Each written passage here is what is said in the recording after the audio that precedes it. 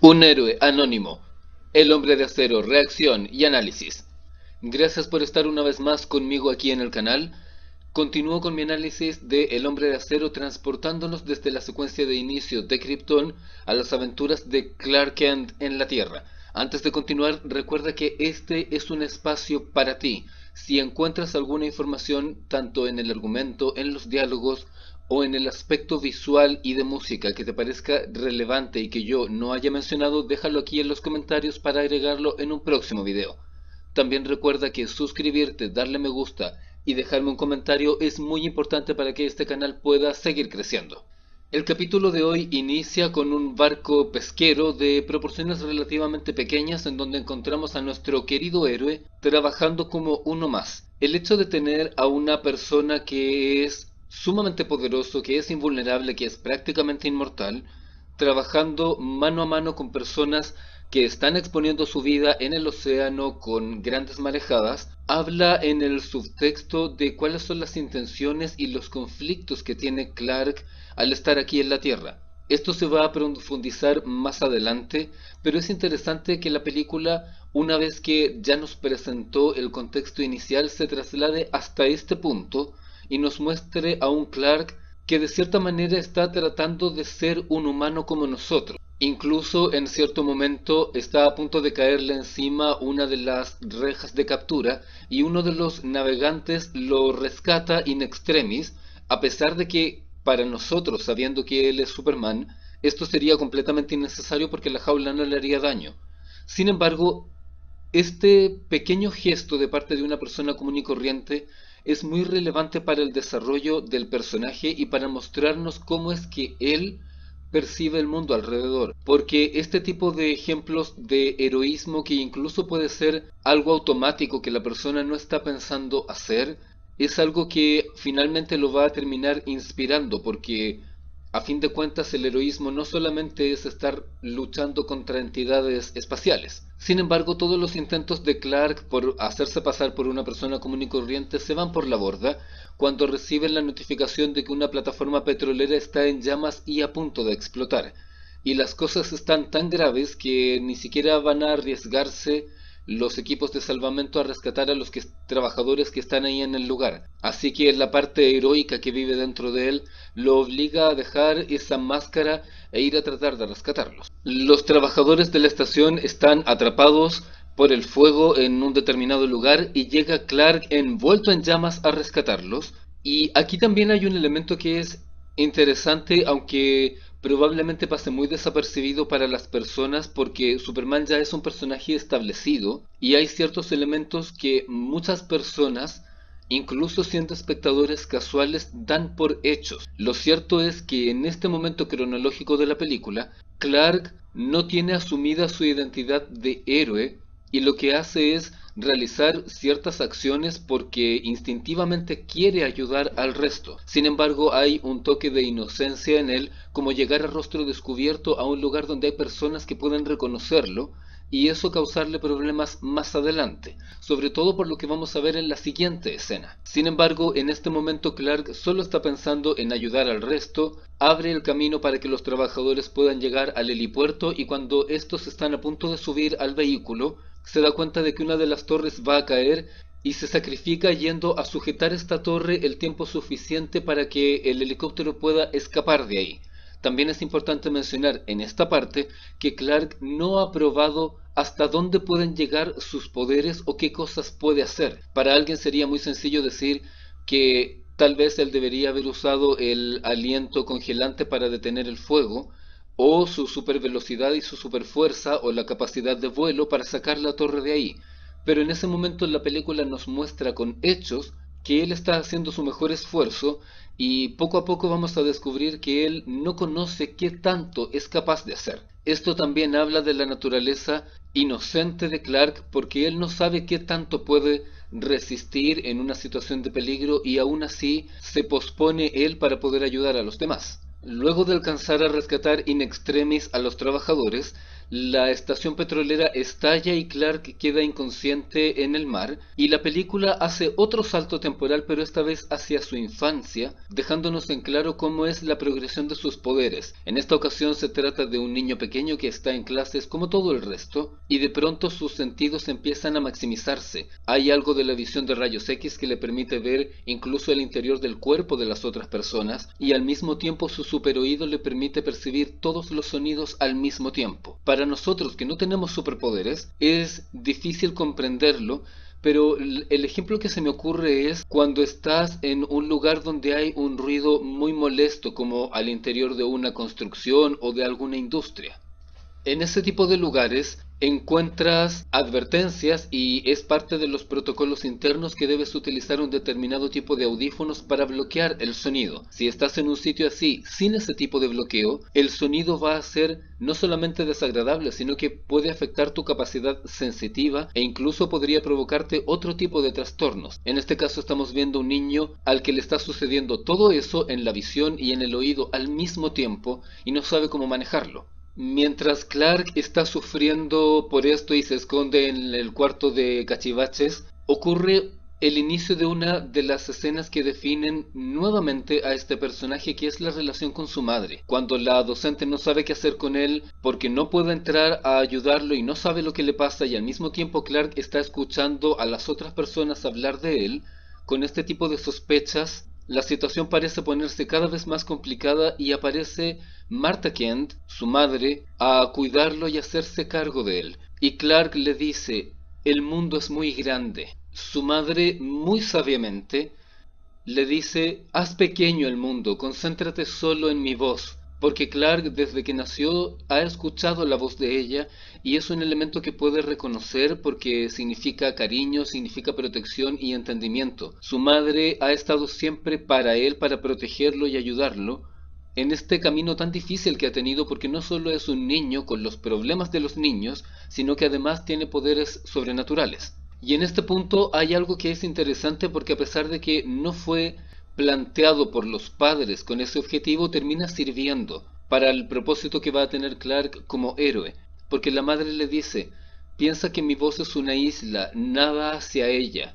Y a través de esto, Clark aprende a enfocar sus poderes, a comprender que no solo tiene estas capacidades sobrenaturales, sino que además las puede enfocar y dirigir para que no sobrepasen su capacidad mental. Puede hacer todo esto, pero puede dirigirlo y controlarlo, y eso es algo que a futuro le va a servir mucho cuando se enfrente a distintos peligros. Después de lograr salir del mar y ponerse a tono para tratar de volver a pasar desapercibido en el mundo de los mortales, tenemos a nuestro querido Clark enfrentándose a un nuevo recuerdo porque ve pasar un autobús escolar y recuerda cierta vez cuando siendo un preadolescente, el bus en el que iba en Villa Chica, junto con compañeros de escuela, terminó involucrado en un complejo accidente y hundiéndose en el lago.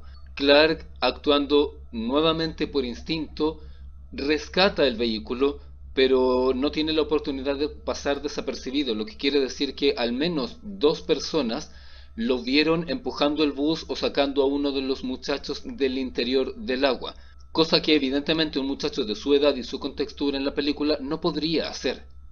Y en este momento hay una parte que es muy relevante porque por primera vez en la película podemos ver la relación de Clark con el papá. Ya conocemos esta parte de preocupación por la crianza, de amor y de ayudarlo a enfocarse que viene de la madre, pero también es importante conocer el punto de vista del papá. Y cuando están enfrentados a que hay personas hablando muchas cosas sobre él, que ya hay comentarios anteriores sobre que Clark puede hacer o le pueden pasar cosas curiosas, entre comillas, Clark se siente asustado y se siente frustrado por lo que ocurrió y le dice al padre que él solo quería ayudar. Jonathan está de acuerdo con esto y Clark le pregunta, ¿qué querías que hiciera? ¿Dejarlos morir? Y su padre le dice, tal vez. En este punto quiero hacer un alto y decir que hay personas que han planteado que lo que el personaje de Jonathan le está diciendo a su hijo es que debería haber dejado morir a esa gente. Pero eso no es lo que está diciendo. El tal vez del padre no tiene que ver con permitir que cierto grupo específico de personas sean damnificados o sean dejados a su suerte porque Clark no haga algo, sino que tiene que ver con lo que puede pasar porque sí haga algo. Jonathan y Marta están muy asustados y lo expresa él en esta escena, diciéndole que una vez que se descubra los poderes que él tiene, todo va a cambiar para siempre. Y Jonathan plantea algo que es muy interesante. Le dice a Clark, el mundo va a cambiar y las nociones de lo que significa ser un humano van a cambiar por completo. La madre de Pete estaba asustada. Y eso es muy relevante porque es muy fácil considerar que la aparición de alguien con superpoderes va a ser bienvenida por todos alrededor. Pero la realidad es que si miramos a nuestro alrededor en el mundo que tenemos, cuando una persona tiene buenas intenciones o quiere hacer algo positivo, siempre hay gente que se quiere aprovechar de eso con fines que no son positivos. Solo por mencionar un ejemplo muy rápido, una persona tiene dinero y quiere aportarlo o comunica públicamente que quiere ayudar a alguna causa positiva. Eso se podría considerar algo bueno y que no va a generar nada negativo, pero hemos visto muchas veces que cuando eso pasa aparece gente a querer aprovecharse con otros objetivos que son egoístas o a querer estafar a esta persona o incluso a manipular o chantajear o utilizar a otras personas entre comillas en nombre de alguien más con quien a lo mejor ni siquiera tienen relación. En el caso de Clark,